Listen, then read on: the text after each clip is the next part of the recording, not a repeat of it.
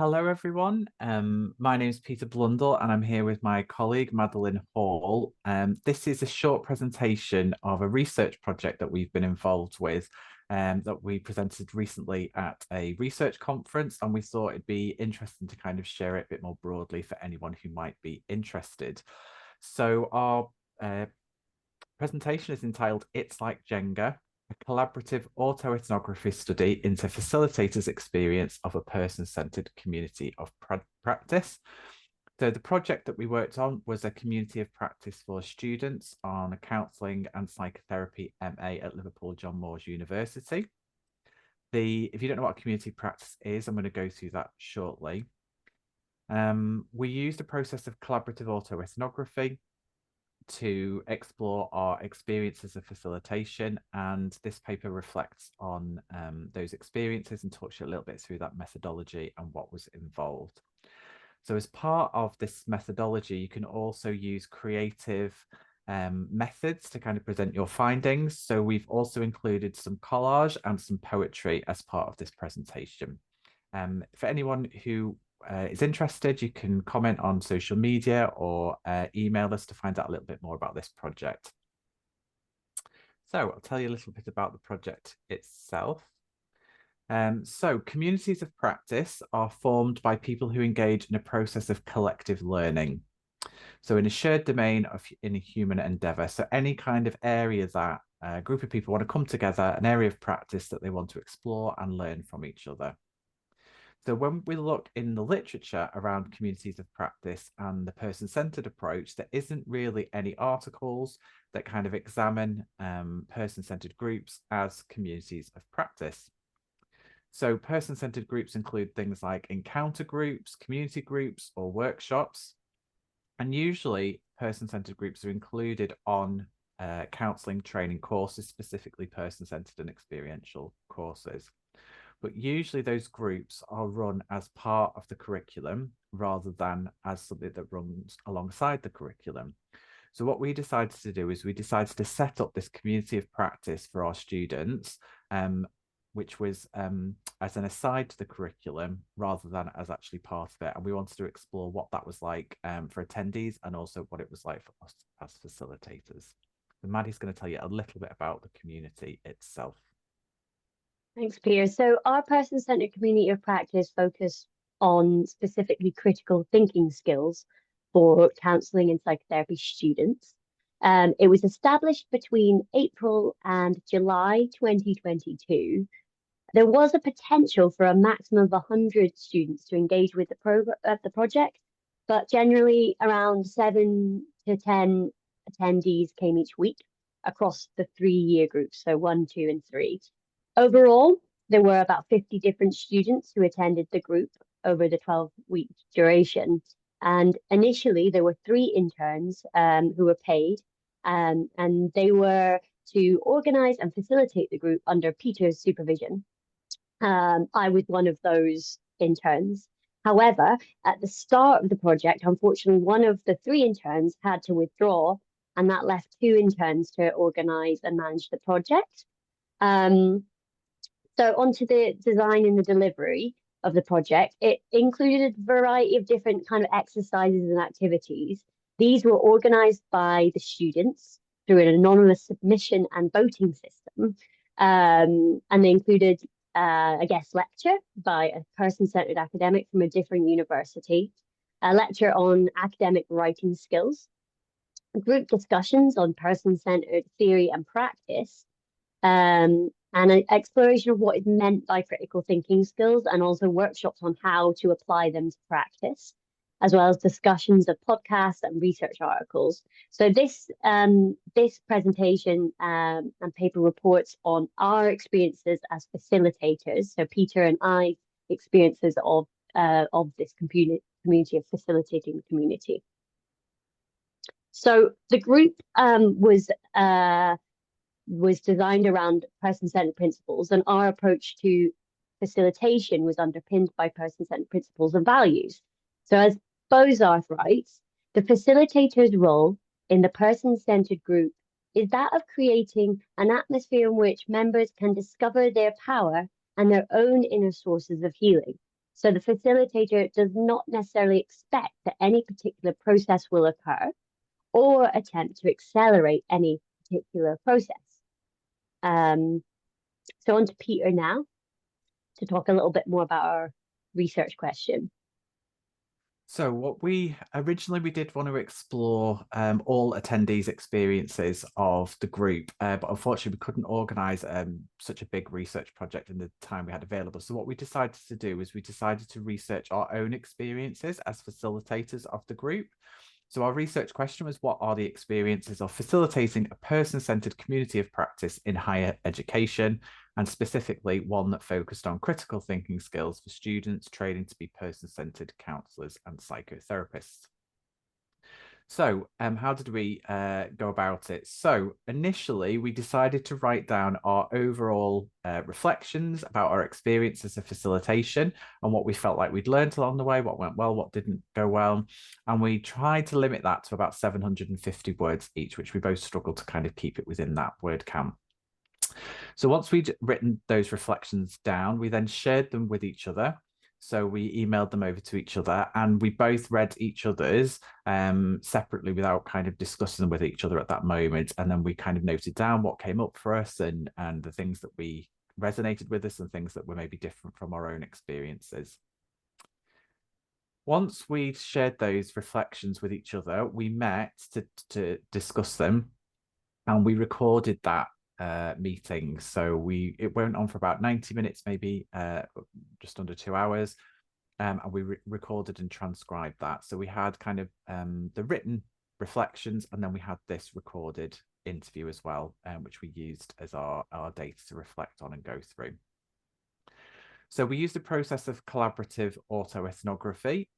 So for those who don't know, this flips the dynamic among researcher and participants. So we were the researchers, but we were also the participants. We generated, we collected, we analysed, and we interpreted our data. And so as part of collaborative autoethnography, you can express things creatively. So initially, when we'd looked at the things that we'd gathered, we came up with about 15 themes that kind of represented our experiences. And then we narrowed that down to about 4 key things that we felt, actually, yeah, these are the things that really represent what happened for us as facilitators. So we've expressed these creatively, as well as we'll give you some quotes from that as well. So we've done that with collages, and then we're going to end in a poem, which hopefully will kind of evoke and help you understand some of the emotions and experiences that we went through as part of this process. Okay, so as Peter mentioned, we identified 4 key areas that represented our collective experiences of facilitating this community of practice. So they were fecund and fruitful, a space for growth; freedom to learn; Jenga, navigating the dimensions of community facilitator; and finally, power and control. So the first key theme is fecund and fruitful, a space for growth. We found that the community created a fertile ground for the personal growth and development of the attendees. We acknowledged that the fertile ground could also be nurtured in other spaces throughout the course. So, for example, lectures or PD groups.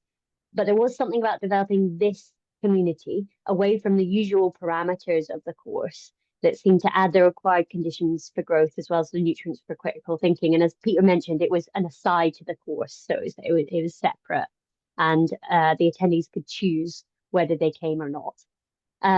There's an obvious link here between Roger's metaphor of the potato, which helps us understand the drive of the person to change and develop. And he argued that the conditions need to be right for the potato or the person to activate their actualizing tendency and grow. And as Roger says, it is this potent constructive tendency, which is an underlying basis of the person-centered approach. So as hopefully reflected in this collage, we found that growth was encouraged through the cross-pollination within our community. So across the different year groups, and attendees meeting from different year groups developed an interweaving pattern of pollination through shared knowledge and shared experiences. So here it was both the conditions and the people that enabled this fecund and fruitful space for growth. So on to Peter now for the next theme. Okay, so our second theme was freedom to learn, and obviously this relates to Roger's seminal text on student-centered learning. So this collage represents this freedom to learn theme, and I'll kind of go through the different aspects of it. So we realized it was really important that this group was student-centered. So it was well, the idea was my idea to kind of create the space, but then it was student-led once it was set up. So it was created by them for them. Students had a choice whether they attended or not. So it wasn't part of the curriculum. They didn't have to come. It was set up on a different day from when the course was running. And all 3 year groups could attend, and they could attend one session or they could attend multiple sessions. It was up to, or no sessions, it was up to them and what they wanted to do. So through that process, it brought new awarenesses to students as they engage with each other in kind of different ways. And they also had like the freedom to share and ask questions that they wouldn't have asked on the course. There was a lot of feedback around, there was conversations that were held that they just wouldn't have had if a tutor or a lecturer was there. So we realized quite quickly, even though I did facilitate some of the groups, that my absence from the group was actually quite helpful. I realized that I actually needed or wanted to be part of the group and found it quite difficult at some points to step back. I think there was maybe a need to kind of control and make sure that the group was managed, which I had to kind of give over to the students to do without my input. But also I kind of wanted to be part of that learning space because I knew that it could be a rich environment for learning. But it was quite apparent that actually not having a tutor there was really helpful. It wasn't necessarily about the personality of particular tutors, but it was about the real and the imagined power that tutors have in educational environments. So we also realized that the course could be quite restrictive in certain ways. There is learning outcomes that need to be achieved, as university rules that need to be adhered to.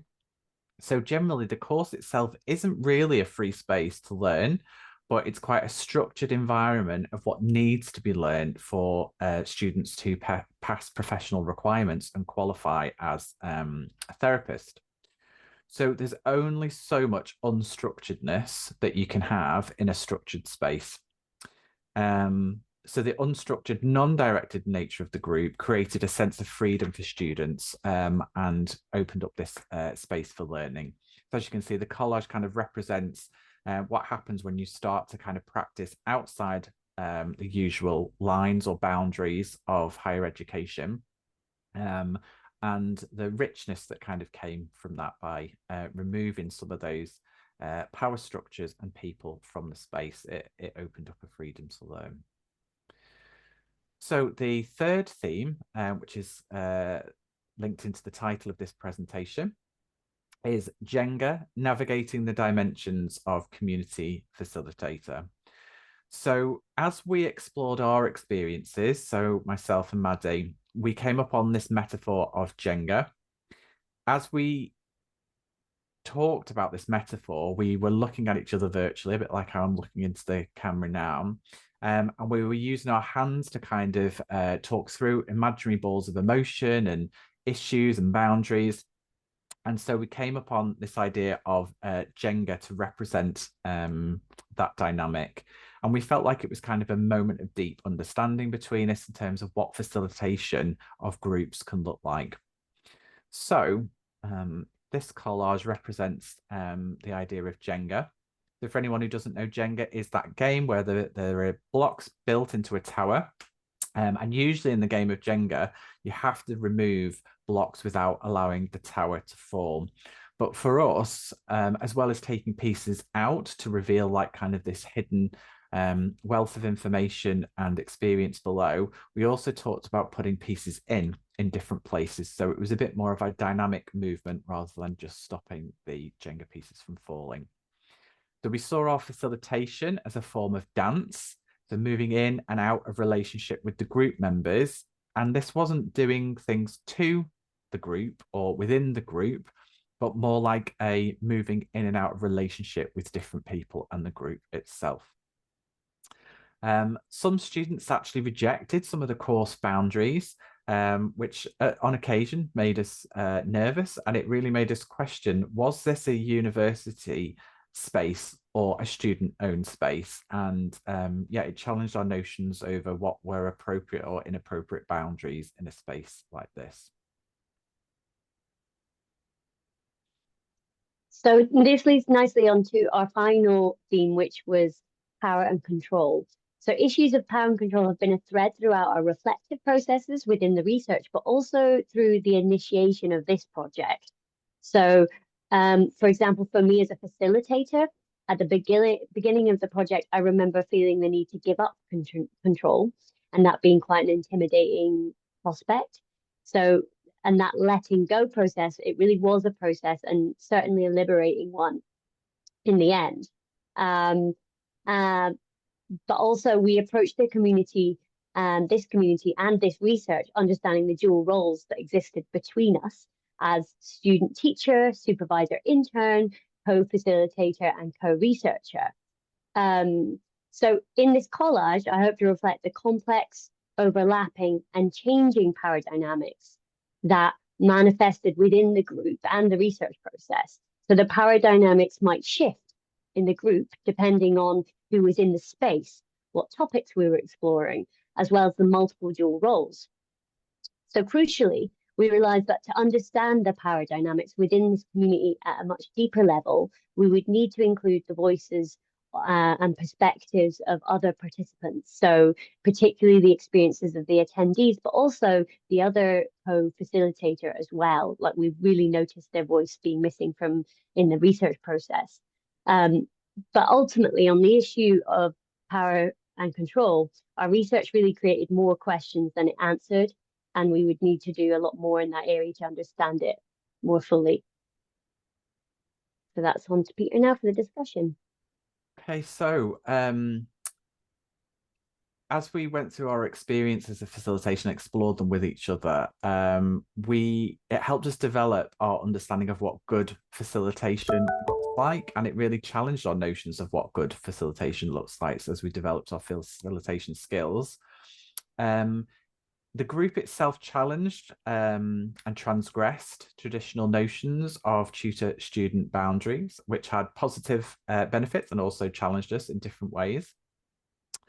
It also led us to the question about how student-centered learning can a higher education space be, particularly when there are so many hegemonic ideas around teaching and learning in higher education.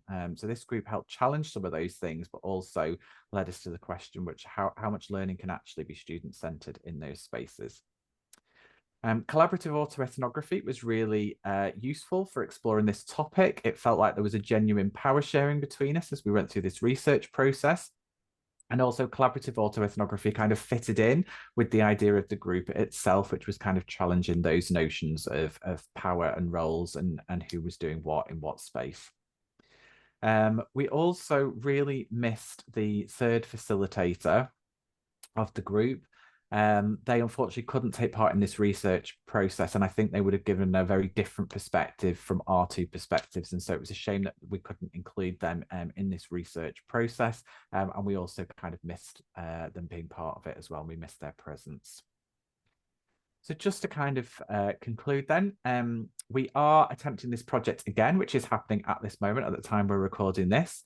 It has been organised monthly, with 2 new interns who've been facilitating the group. There has been in the past a struggle to get funding to run this group, even though it doesn't cost that much, although, and Maddie doesn't know this, I've just found out yesterday that we have got funding to run the group again for next year, and so it will carry on for a third iteration at least. So just before we finish, we have created a poem. The poem was generated from the virtual discussion that we held between the two of us about our experiences of facilitation. And we've taken some of that dialogue to try and create a kind of a piece of poetry that hopefully will represent some of our experiences in a little bit more detail. Okay. I'm so sad that you couldn't come to the last session. I hadn't realized that you felt such a sense of isolation from the group. We could have facilitated more of a discussion about power and control and just how many multiple roles there were. We did all right navigating it, but actually there's loads of complications there. It all felt very implicit rather than explicit. I think that it felt right for you to fall back. It helped us talk about power. It was actually hard for me because my need for control is actually higher than what I thought. It's going to be whatever they decide it's going to be, and you're not going to be part of it. I think that was a bit harder than I expected. The quality and texture of the dialogue was different when you weren't present. I also had to step back from my need to control and really apply that person-centered frame of reference. What's going to happen? What are you going to explore? I love that. I worried about through that process whether everyone's needs were actually being met. There were moments where people's experiences contradicted one another. I'm not saying there weren't moments of discomfort. I think there was a richness to it. How do I make sense of all this stuff that's been thrown at me and embed it into what's happened? It was quite interesting being bang in the middle of the sandwich of the past and the future. Cross-pollinating all those different experiences, it sounds like people were really very honest. I just don't see that happening in the context of a lecture space. People shared more aspects of their training experience. I just don't believe that most people find that a particularly comfortable experience. I suppose I'm disappointed because I wish we'd been able to catch that other perspective in some way. Some of it was quite dense. That in-out dance we were doing, a movement of dipping in and out, understanding the dynamics, being present and having presence. Understanding what is going on for me at that moment in time, offering empathy to others because I'm trying to understand where they're at. There's also this kind of structural material in the middle. It's kind of layers, but it's not layers because in my head it's three-dimensional. It's like an actual navigation. I'm thinking of Jenga, yeah, but maybe I'm also putting pieces in as well as taking them out. I've took a bit out here and I've put a bit back in there. Delicate balance of Jenga. You can't pull something out too fast. The rest of the understanding will fall. I think we're going to have to leave it there. Okay, bye-bye. How do I turn this off? So we can't ask you to ask us any questions directly, but if you've got any thing that you're interested in or you'd like to chat to us further, then you can contact us at our Liverpool John Moores email addresses. Thank you for watching this presentation, and yeah, please get in touch if you're interested.